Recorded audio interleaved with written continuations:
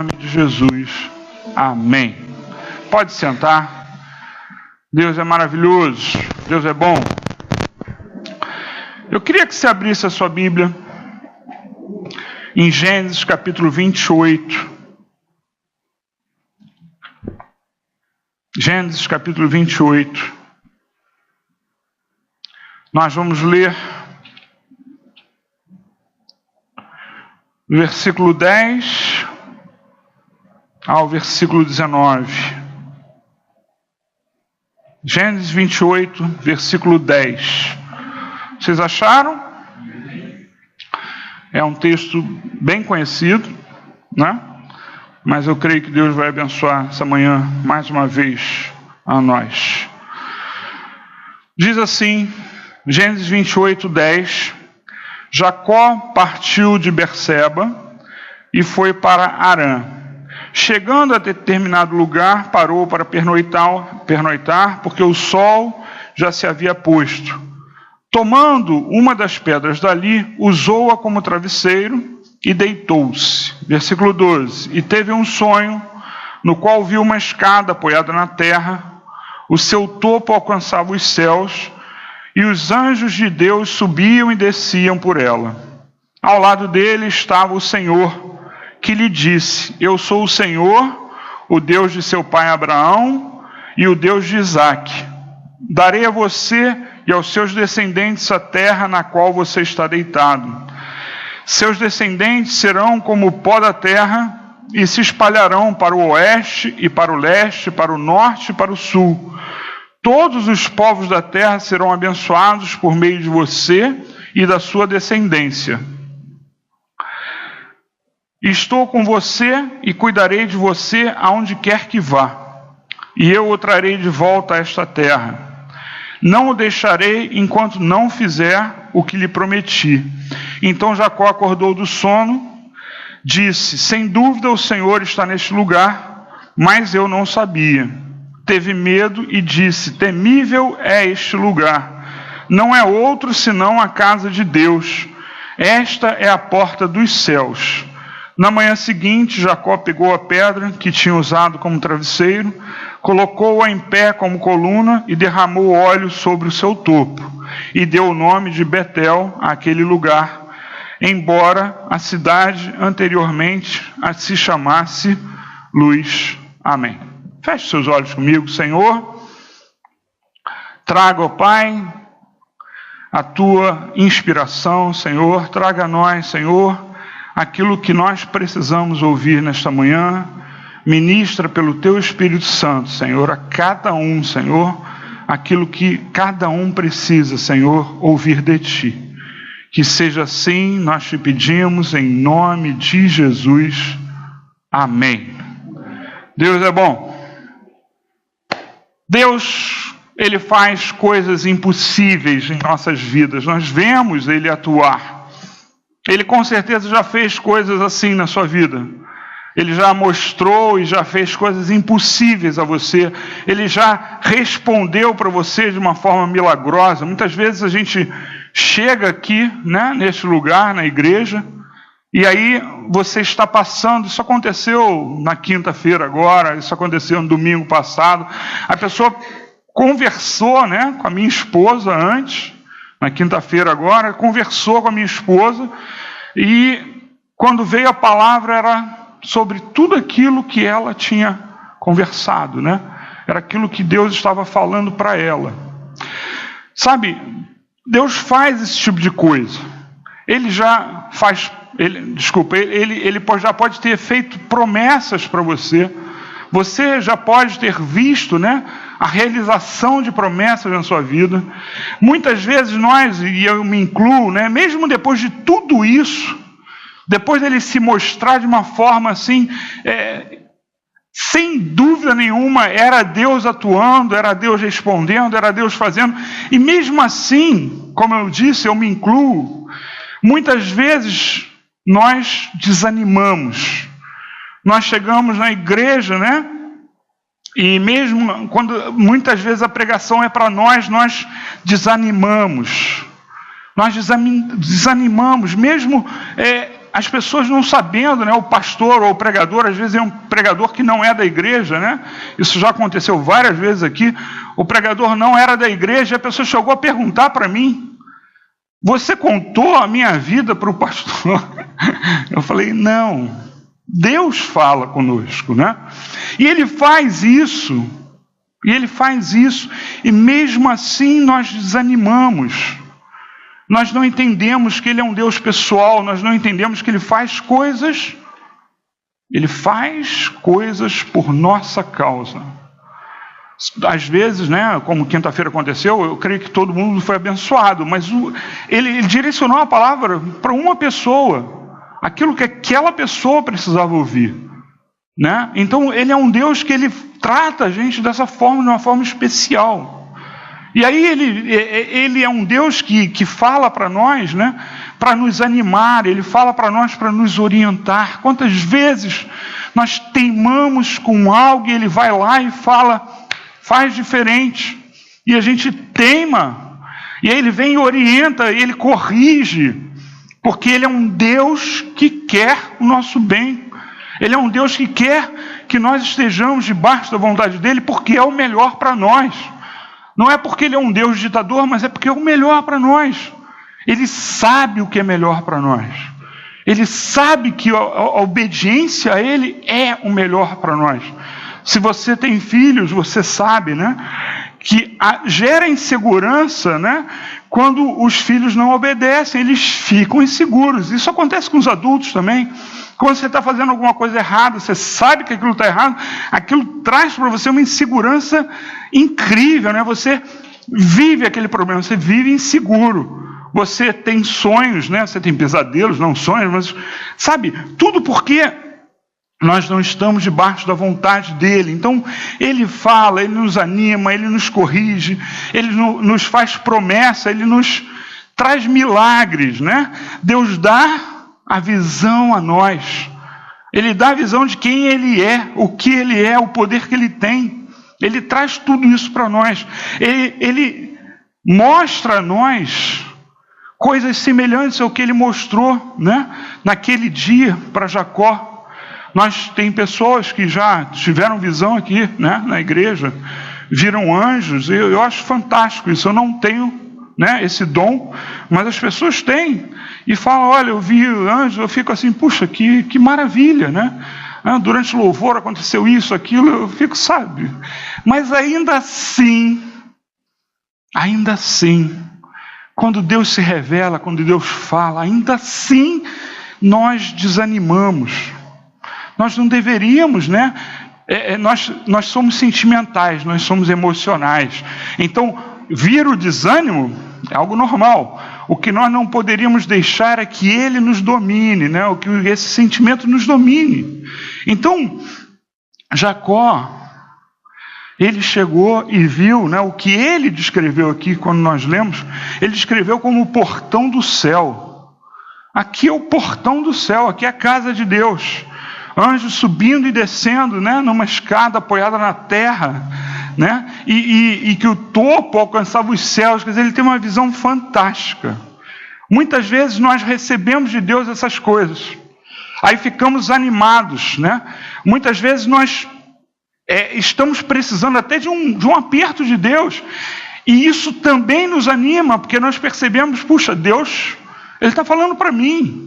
É um Deus pessoal, Ele está falando para mim. E isso também nos anima, né? Nos deixa entusiasmados. E aí, sabe, e Deus faz milagres e a gente vibra. Nos sentimos bem, né? Nos sentimos bem e na companhia de Deus. Deus nos acompanha, nós sentimos assim, né? Nós nos sentimos com esperança, com força. Mas algum tempo depois, parece que a gente esquece. Parece que tudo foi esquecido. E aí nós fazemos como Jacó, né? O que acontece? Nós voltamos a ser o que nós éramos, a fazer o que nós fazíamos, como se nada tivesse acontecido, como se nós não tivéssemos tido experiências com Deus.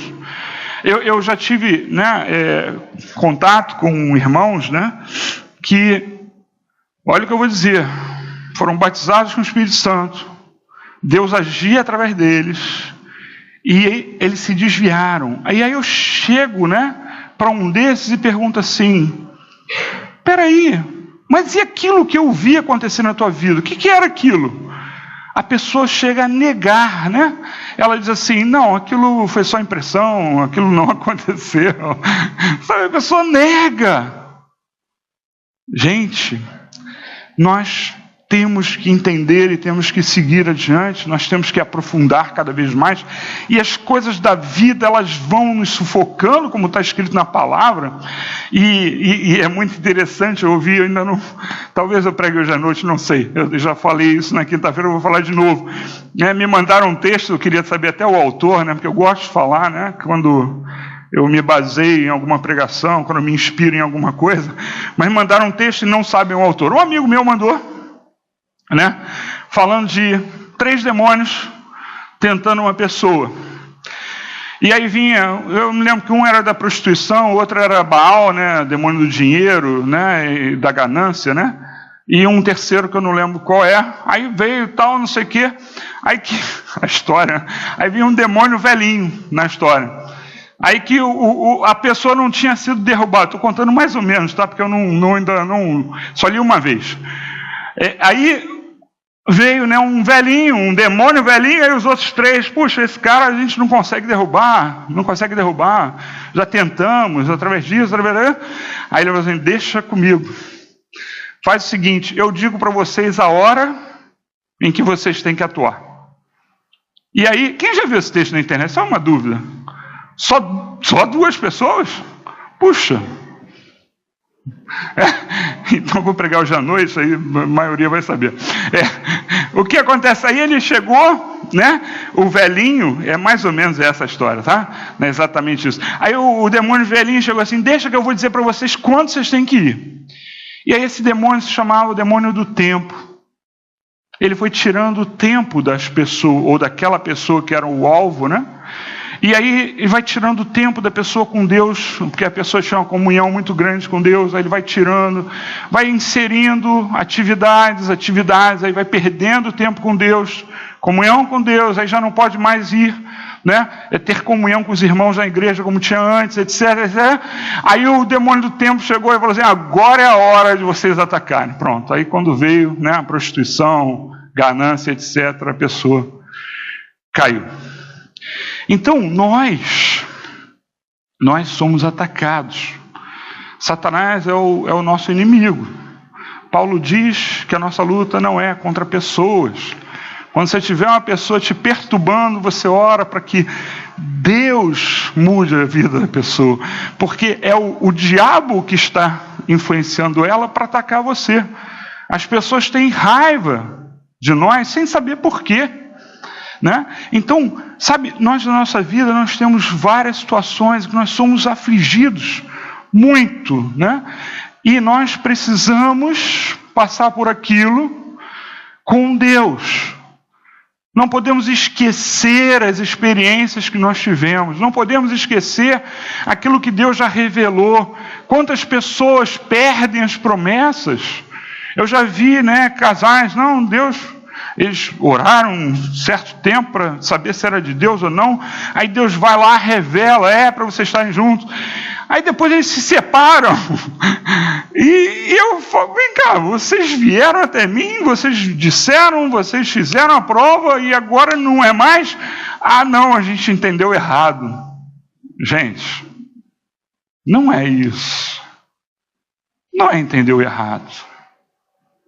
O problema é que nós esquecemos as nossas experiências com Deus. O problema é que nós esvaziamos, né? Por causa das coisas que acontecem, nós acabamos sufocados, como, né, a parábola que diz que os espinhos, né, que representam as coisas da vida, vão e sufocam a planta, né? Aquilo que foi semeado por Deus com a palavra de Deus. Então, nós precisamos que Deus venha. Como ele veio, né, para Jacó, ele se mostra, e nós precisamos disso, mas nós precisamos também nos manter. Nós precisamos nos manter firmes. Porque Jacó, depois que ele teve aquela visão maravilhosa, o que ele fez? Ele disse assim: agora eu vou ser fiel. Agora eu vou fazer isso, vou fazer aquilo, né? Eu vou fazer a vontade de Deus. Agora eu vou assumir, né, a promessa de Deus na minha vida. A gente faz a mesma coisa. Agora eu vou assumir o ministério, né? Deus às vezes mostra para nós temos um ministério e a gente fica postergando. Enfia num saco, amarra bem amarrado para ninguém saber e guarda lá no armário, né? Sabe? Agora eu vou assumir o ministério para o qual Deus me chamou, mas a gente vai. As coisas da vida fazem com que a gente desacredite naquilo que a gente já ouviu, a gente desacredite naquilo que Deus já fez. E aí nos versos 20, eu espero que você tenha deixado aberto, 20 a 22, olha o que está escrito aqui. Então Jacó fez um voto dizendo: se Deus estiver comigo, cuidar de mim nesta viagem que estou fazendo, prover-me de comida e roupa, e levar-me de volta em segurança à casa de meu pai, então o Senhor será o meu Deus, e esta pedra que hoje coloquei como coluna servirá de santuário de Deus, e de tudo o que me deres certamente te darei o dízimo. Então, ele aqui, ele está demonstrando assim, olha, se Deus fizer isso, se Deus fizer aquilo, eu vou.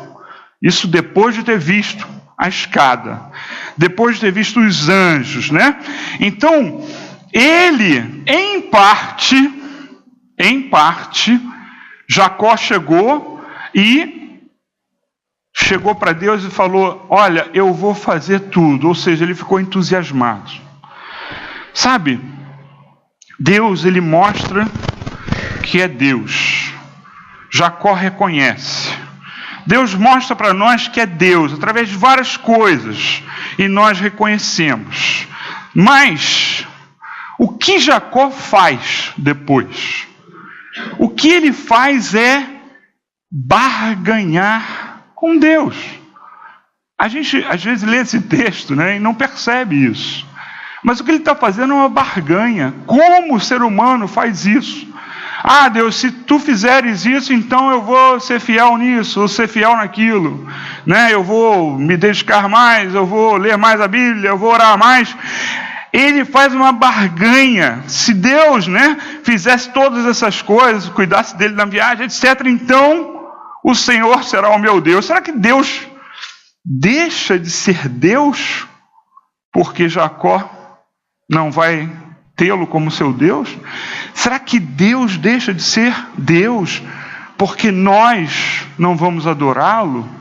Porque nós não vamos ser fiéis? Porque nós não vamos ser obedientes? Né? Será que Deus deixa de ser Deus porque nós sofremos alguma coisa na nossa vida?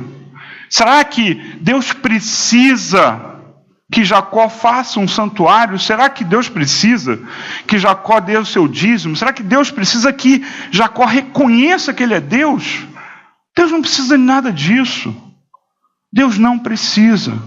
Ele faz as coisas porque Ele nos ama. E o que Ele quer é um coração contrito, o que Ele quer é um coração que reconheça Ele, não pessoas que fazem barganha. E esse é o grande problema. Como o ser humano tem essa tendência, hoje, se você olhar a televisão, você vai ver o que mais se oferece é barganha. Faça uma campanha assim, você vai receber assado. Faça isso, faça aquilo, quando a única coisa que nós vemos na Bíblia é aquilo que eu já falei, né? Nós temos que trabalhar e nós temos que dizimar. E quando nós fizermos isso, Ele vai nos fazer prosperar. Mas as pessoas inventam coisas porque o ser humano gosta de fazer barganha. Então, eu vou fazer uma promessa, eu vou subir a escadaria da Penha. Evangélicos têm coisas similares, tá? Não pense que isso a gente não faz, porque nós fazemos coisas similares, nós não. Mas alguns fazem. Então vou subir para conseguir isso, vou fazer isso e tal. E não é isso que Deus quer, né? Não é isso. Sabe, o santuário, muitas vezes nós vemos na Bíblia Deus mandando, faça um santuário. O santuário veio da cabeça de Jacó, pelo menos o que está no texto. Não teria sido Deus que teria mandado. Mas o resto não passa de obrigação. Reconhecer Ele como Deus não passa de obrigação. Então, sabe, muitas vezes nós fazemos coisas como se nós estivéssemos falando com um amigo, com um colega, com um sócio. Reconhecer Deus, Jacó está brincando. Se você tem essa postura, e eu espero que não, de chegar diante de Deus, não, se tu fizeres isso, aí eu vou te reconhecer como meu Deus. Você está brincando. Deus é Deus independente de você. Então não é por aí. Então, sabe, Jacó, ele estava barganhando, né? Então, sabe, tudo que ele fez ali, ele estava barganhando. Quanto é preciso Deus fazer? Eu quero que você pense agora. Quanto é preciso Deus fazer? Quantas visões você precisa ter? Quantas promessas você precisa ter? Quantos milagres, né? Ou o cumprimento de promessas você precisa ter na tua vida para você entender quem é Deus, para você entender que você precisa mudar, que você tem que obedecer, que você tem que adorar, que você tem que tê-lo como seu Deus, aquele que manda e você cumpre. Em um determinado lugar aí, eu ouvia no passado meu, que manda quem pode, obedece quem tem juízo, né? Manda quem pode, obedece quem tem juízo. Sabe, essa é a realidade. Deus pode. Deus pode. E nós precisamos obedecê-lo. Quanto falta Deus fazer para você resolver deixar a sua natureza? E você pode não ter a natureza de Jacó, de barganha, mas você pode ter um outro tipo de caminho para o mal, uma outra tendência sua para o mal. Por carência você faz determinadas coisas. Por insegurança você faz determinadas coisas. Eu estou deixando bem aberto para você entender que o Espírito Santo fale a você. Quanto Deus precisa, né, agir na tua vida para que você entenda. Eu tenho que mudar. Eu não posso continuar desse jeito. Eu preciso mudar. Jacó precisava mudar. O final da história é que ele sofre um bocado, né? Mas Deus muda. E aí o símbolo, né, dessa mudança, né, aquilo que marca a sua mudança, é o seu nome ser trocado, né? Jacó significa usurpador. Aquele que ele vai, não é só no sentido de roubar, mas se aproveitar, né? Ele era um aproveitador. Esse era o sentido do nome dele, né? Então, o que acontece é que ele é trocado o nome dele. O nome dele foi trocado por Deus, né? Para Israel. Sabe, entenda, nós precisamos que aconteça o quê? Para que a nossa personalidade, que a nossa natureza seja deixada diante de Deus, para que Deus troque ela. Quanto precisa ainda acontecer? Será que vai dar tempo? Será que Jesus não volta antes? Esse é o problema. É que a gente se arrisca demais, né? Jacó, como eu disse, ao nascer ele recebeu um nome, usurpador, né? Porque ele nasceu agarrado ao seu irmão, né? E naquela época eles recebiam um nome, eles deixavam um tempo a criança, né? Para dar um nome para a criança. Então, durante muito tempo era o filho de alguém. Então, era o Ben alguma coisa, né? Benjamim, Ben alguma coisa. Então, era o filho de alguém. Aí depois eles recebiam um nome. E ele agarrou em Esaú, na perna de Esaú, e aquela característica deu o nome a ele, né? Sabe, se aproveitou, né? E depois mostrou isso roubando, né? A bênção do irmão, etc., enrolando, se aproveitando, né? Sabe, o problema é que ele levou isso também para o relacionamento com Deus. Quando ele tenta fazer aquela troca, fica fazendo aquela barganha, ele está levando uma característica dele, no relacionamento humano, para o seu relacionamento com Deus. E ouça o que eu vou dizer para você. Nós fazemos a mesma coisa. Nós fazemos a mesma coisa.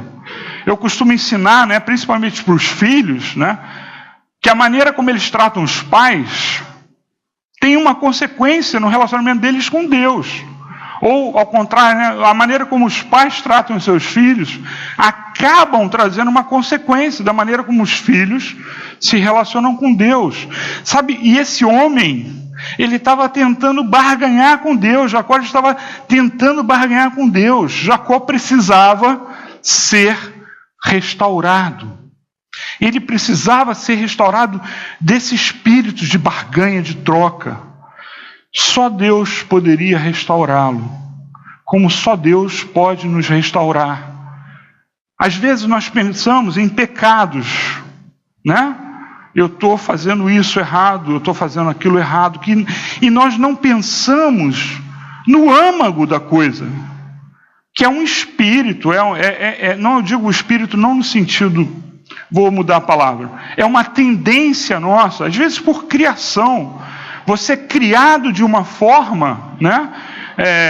E aí aquilo influencia você, e você continua fazendo a mesma coisa. Então, aquele homem, ele precisava ser restaurado. Nós precisamos ser restaurados. Nós precisamos, porque às vezes o problema não é o pecado. Você vai tirar um pecado, elimina um, mas vem um outro similar, porque o problema está dentro. Então nós precisamos que Deus nos restaure, porque por mais perfeito que nós sejamos, nós somos a obra-prima de Deus, né? Mais perfeito que uma obra-prima seja, ela não consegue se restaurar. Não consegue. Por mais perfeito que seja um motor de carro, você que gosta de motor, né? Ou que gosta de carro, o motor do carro não se restaura. Tem que ser alguém de fora, tem que ser o criador do carro, o criador da obra, o nosso Deus. Nós precisamos ser restaurados para chegar no âmago. Você tem uma tendência a fazer algo que você reconhece que é ruim. Puxa, eu não consigo ser assíduo na igreja ou pontual, eu não consigo ser carinhoso com os meus filhos ou com os meus pais, ou com os meus similares, os meus semelhantes, eu não consigo. Tem que buscar o âmago, o que está causando aquilo. Eu sou muito promíscuo, eu penso nisso, penso naquilo. Tem que buscar o âmago. Não é o pecado em si, você tem que buscar o âmago, e quem faz isso é Deus. Porque você pode parar, né? Você pode botar barreiras, limites, né? Para que você não faça uma coisa ou outra, mas a coisa está lá dentro. A sua tendência está lá dentro. Você precisa de restauração. E só Deus restaura. E quando Ele entra na nossa vida, Ele entra para restaurar. Ele entra na nossa vida para restaurar. E um dia, eu creio que todos aqui já receberam a Jesus como seu Senhor e Salvador. Se você não o fez, fala comigo. Quando Ele entra, quando você aceita isso, Ele entra para restaurar. E Ele quer restaurar também o que foi quebrado depois. Porque muita gente está arrebentada. Porque foi quebrada depois de conhecer Jesus. Ou na sua família, ou na sua igreja. E as pessoas ficam arrebentadas. Porque foram maltratadas, né? Sabe, Ele quer restaurar aquilo que está fraco, aquilo que está quebrado. Ele quer restaurar. Sabe, se Deus não restaurasse Jacó, né? Ele confiaria em Deus? Será que Jacó continuaria falando aquilo que ele falou? Não, tu vais ser o meu Deus, e etc, etc e tal. Será que realmente esse sentimento viria a ele? Se Deus não nos restaurar, será que nós vamos ter um relacionamento com Deus que Ele quer para nós? Se Ele não nos restaurar e tirar essas arestas que nós ainda temos, né? Esses pensamentos errados que nós temos, será que nós vamos estar debaixo da vontade de Deus? Será que Jacó, se não fosse restaurado, né? Deus não fizesse o que ele quis na vida de Jacó, será que ele ia se submeter a Deus? De Jacó ia sair uma grande nação. Foi prometido a Abraão. Aí Abraão teve um filho chamado Isaque. Isaque teve 2 filhos, Esaú e Jacó. E desses 2 filhos, Jacó foi escolhido para continuar. E Jacó não era fácil. Era um usurpador. Qual é o teu problema? Não é fácil? Para Deus, nada é impossível. Você tem uma tendência para algum pecado? Você tem uma tendência para ser ganancioso, né? Você tem uma tendência para ser inseguro? Qual é a tendência para ser violento? Qual é a tendência que você tem? Para Deus nada é impossível. E de você que saiam gerações e mais gerações de filhos de Deus. Que você possa transmitir, né, para os seus filhos, como eu falei, nós temos responsabilidade. Nossos filhos estão nos observando. Por acaso meus 2 estão aqui me ouvindo, não só observando, os 2 estão me ouvindo, né? Então, o tempo todo, né? E eles vão confrontar o que eu estou falando aqui com o que eu faço em casa, né? E os seus vão, o que você ouviu aqui, com o que você vai fazer em casa também. Então nós precisamos entender, aquele homem era importantíssimo para o plano de Deus. Viria o Salvador do mundo. E Deus escolheu um ladrão, um usurpador, uma pessoa que gostava de tirar vantagem, mas transformou essa pessoa. E Ele quer nos transformar também.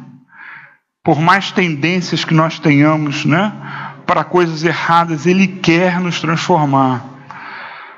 Agora depende de nós querer entregar os nossos problemas a Deus. Eu costumo dizer que Deus, Ele não nos mostra todos os nossos defeitos ao mesmo tempo. Senão a gente ia cair na cama em depressão. Mas o Espírito Santo, Ele vai tocando. Tem uma pregação, ele vai lá e dá é isso aqui. Aí vem uma outra pregação, ele diz, é isso aqui. É isso aqui, é isso aqui. E cada uma dessas você tem que ir se livrando, entregando. Porque nós somos seres humanos e nós somos falhos. Todos nós somos falhos. E precisamos entregar essas coisas. Sabe por quê? É a segurança, entenda o que eu vou dizer, da nossa salvação. Porque essas coisas tendem a tirar de nós a confiança no nosso Deus.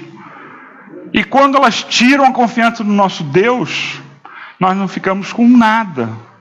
Vai embora a fé. E aí, quando acontecem as coisas ruins a nós, e elas virão, elas vão acontecer, nós vivemos no mundo.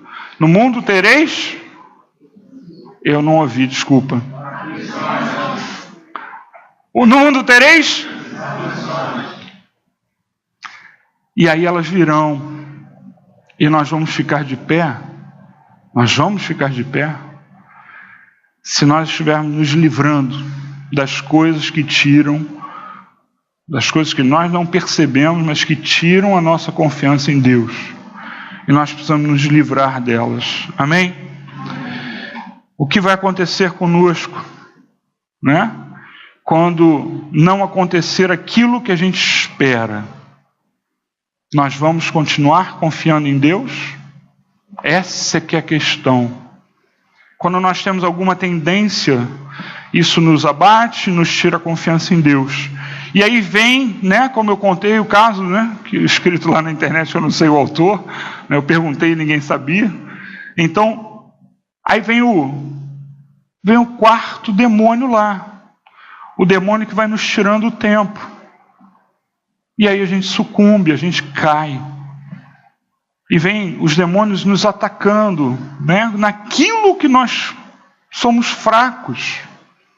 Ou é a ganância, ou promiscuidade, ou qualquer outra coisa, insegurança. Ele vai nos atacar naquilo. Por isso, se livra dessa carga errada, né? Leva para Jesus. Só Deus pode restaurar o ser humano. Só Deus restaura o ser humano. Sabe, quando você precisa, Deus restaura aquilo que está quebrado e fraco. Amém? Amém. Abram comigo para terminar. Jeremias capítulo 18. Jeremias 18.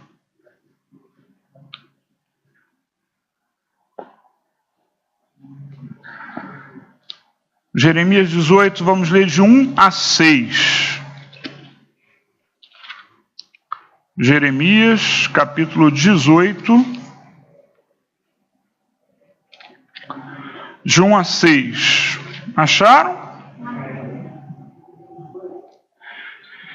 Jeremias 18, de 1 a 6. Nós cantamos essa música aqui, né?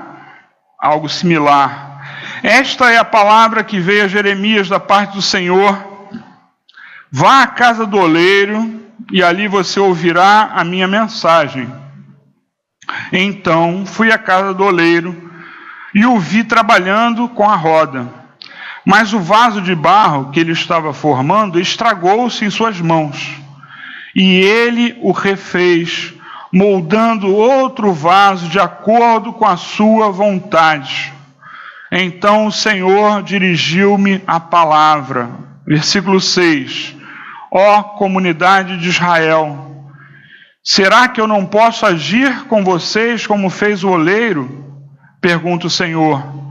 Como o barro nas mãos do oleiro, assim são vocês nas minhas mãos, ó comunidade de Israel. Deixa Deus refazer você mais uma vez, restaurar aquilo que precisa mais uma vez. E você vai resistir ao dia mal. E você não vai acusar a Deus. Você não vai barganhar com Deus. Você não vai se desviar. Porque Ele vai moldar você de novo. Aquilo que está quebrado, Ele faz de novo. Ele conserta. Você não consegue se consertar. Mas Deus consegue. Amém? A sua luta não é sozinha, não é de você tentando alcançar alvos espirituais sozinho. É o Espírito Santo que tem que mostrar a você. Por isso, nessa noite eu espero que Ele tenha mostrado a você aquilo que você precisa. Amém? Vou pedir para todos ficarem de pé e vou pedir para você fechar o seu olho, seus olhos. Feche seus olhos. Eu vou orar primeiro pela mensagem de uma forma geral e depois eu vou fazer uma proposta a você. Senhor, oh Pai, obrigado pela Tua palavra. Senhor, obrigado, Senhor, pelo Teu Espírito Santo que ministrou, Pai, aqueles que abriram seu coração. Obrigado por tudo que aconteceu aqui nesta manhã, Pai. Eu te agradeço, Senhor, por tudo, Pai. Em nome de Jesus, nós te agradecemos e te pedimos, Senhor, ser conosco até o último dia. Amém.